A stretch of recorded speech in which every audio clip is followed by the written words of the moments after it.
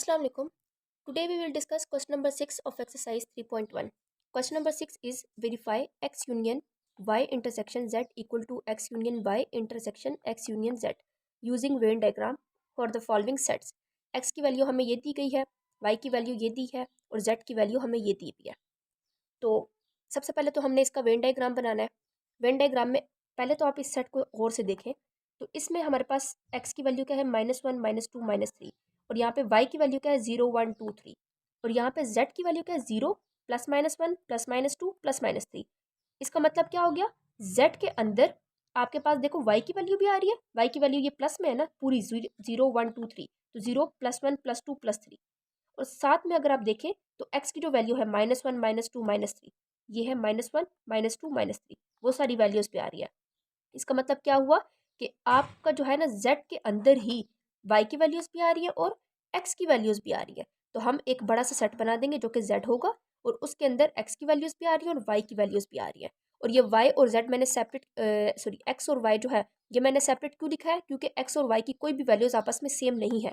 ये सारी negative values है और ये सारी पॉजिटिव वैल्यूज है, तो इसलिए ये डिसजॉइंट मीन्स के जो सेपरेट सेट्स होते हैं वो हम बनाएंगे इनके, ठीक है। और दूसरी बात मैंने यहाँ पे लिखा हुआ है X union Y equal to Z. ये मैंने क्यों लिखा है, क्योंकि जब आप एक्स और वाई का यूनियन लेते हैं, यूनियन मतलब जब आप इन दोनों को कंबाइन करेंगे तो आपके पास क्या बन रहा है, ये बन रहा है।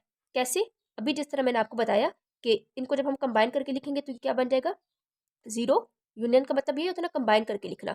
ये क्या बन जाएगा 0 फिर 1 +1 और ये -1 फिर +2 -2 +3 -3 और ये पूरा सारा कुछ जो है वो इसके अंदर आ रहा है।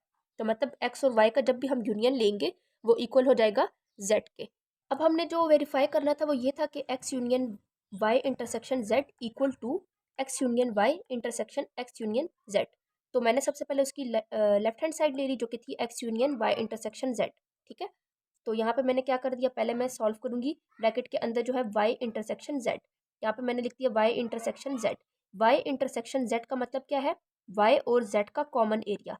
तो y आपके पास ये है और z आपके पास ये पूरा है, तो इनका कॉमन एरिया कौन सा है, हम सिर्फ ये वाला y वाला शेड करेंगे इस तरह हॉरिजॉन्टल लाइन से। मैं सिर्फ y वाला क्यों कर रही हूँ, क्योंकि इस y के अंदर आपका z भी आ रहा है, यही बात है ना। ये y देखिए ये आपका पूरा x था, सॉरी ये पूरा आपका z था और इसके अंदर ये y है, तो इस y में z में आपका ये y भी आ रहा है। तो इसलिए हम जस्ट इस y वाले को शेड कर देंगे। इसका मतलब ये है कि ये इसमें z भी है और ये अपना y भी है, तो मैंने इसको हॉरिजॉन्टल लाइन से शेड कर दिया। अब मैंने इसका यूनियन लेना है x के साथ, ठीक है।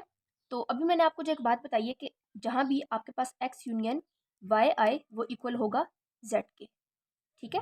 तो एक तो ये बात आपने इस पूरे क्वेश्चन में याद रखना है। दूसरा ये है कि यहाँ पे आप देखें जब हमने y और z का इंटरसेक्शन लिया, ठीक है, y इंटरसेक्शन z, जब हमने इसका इंटरसेक्शन लिया तो वो किसके इक्वल हो गया, y के। y के इक्वल क्यों हुआ, क्योंकि कॉमन एरिया जो हमारे पास बन रहा था y और z का वो ये वाला बन रहा था ना, वो किस सेट में बन रहा है, y सेट में बन रहा है। अगेन बता देती हूँ, y इंटरसेक्शन z जब हमने लिया तो वो इक्वल है y के, क्यों, क्योंकि हमने जब इन दोनों का इंटरसेक्शन लिया तो इसका कॉमन एरिया कौन सा बना है, ये y वाला बन रहा था ना, तो इसलिए ये इक्वल हो गया किसके, y के, ठीक है। इसी तरह से जब यहाँ पे मैंने इसको जब आपने ये सॉल्व किया y इंटरसेक्शन z, उसका ये वाला एरिया आया हॉरिजॉन्टल लाइन, ठीक है। फिर मैंने इसका यूनियन लेना है अब x के साथ। तो बेसिकली ये y इंटरसेक्शन z क्या है आपके पास, y है ना, तो और पीछे क्या है x यूनियन, तो ये बन गया x यूनियन और ये आपके पास क्या है y है, तो क्या बन गया y, और ये x यूनियन y किसके इक्वल है, z के। तो इसमें यही बात समझने वाली है, ये मैं आपको क्यों बता रही हूँ, क्योंकि यहाँ पे आप देखें ये x और y का यूनियन इक्वल है किसके, z के इक्वल है। मतलब कि आपका ये जो पूरा z वाला है ना, ये पूरा, इसको पूरे को आपने अब शेड कर देना है इस तरह से वर्टिकल लाइन से, ठीक है। पहले आपने हॉरिजॉन्टल लाइंस यूज़ की थी, अब आपने वर्टिकल लाइंस यूज़ कर लेनी। इस तरह से ये पूरा आपका z जो है शेड हो जाएगा। अगर आप इसको इसके बगैर ऐसे सॉल्व करेंगे तो वो आपका ये बनेगा कि जिस तरह y इंटरसेक्शन z तो आपका ये वाला था और अब आपने इसका यूनियन लेना है x के साथ, तो आपके पास फिर जस्ट ये x वाला और ये वाला ये पोर्शन शेड होगा, फिर ये पूरा z नहीं होगा, ठीक है। तो इसलिए इसमें यही चीज़ समझने वाली थी कि ये पूरे z को हमने इसको शेड करना है। राइट हैंड साइड इसकी क्या है, x union y intersection x union z। तो सबसे पहले ब्रैकेट के अंदर क्या है x यूनियन y, तो मैंने यहाँ पे लिख दिया x यूनियन y। एक्स और वाई का मैंने यूनियन लेना है, और एक्स यूनियन वाई किसके इक्वल होता है, जेड के। ठीक है, तो इसलिए जेड का इसका मतलब क्या है कि पूरा जेड वाला पूरा इस तरह से ये शेड हो जाएगा। ठीक है, और इसको मैं किस लाइन से रिप्रेजेंट कर रही हूँ, हॉरिजॉन्टल लाइन से, सॉरी ये इस तरह से हॉरिजॉन्टल लाइन से ये पूरा शेड हो जाएगा इस तरह। ठीक है, और दूसरा ये है कि आपके पास अगली ब्रैकेट में क्या है, एक्स यूनियन जेड। यहाँ पे मैंने लिख दिया एक्स यूनियन जेड। एक्स ये है और आपका जेड ये है। एक्स यूनियन जेड इसका मतलब क्या है, एक तो आपका यहाँ पे मैंने इसको हॉरिजॉन्टल लाइंस यूज़ की, तो इसके लिए वर्टिकल लाइंस इस तरह से यूज़ करूँगी। ठीक है, तो एक्स आपका ये वाला है, और जेड जब होगा तो अगर जेड जहाँ पे भी आ जाए तो आपने यही याद रखना है कि पूरा ये जो पूरा सर्कल है ना आपका, ये पूरा शेड हो जाएगा। ठीक है, तो एक्स और जेड के लिए मैं क्या कर दूंगी, ये पूरा जो सर्कल है इस तरह से इसको शेड कर दूंगी।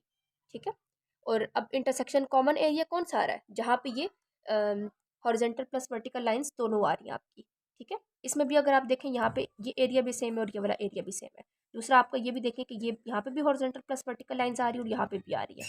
ठीक है, तो ये आपका इक्वल हो गया, left hand side equal to right hand side.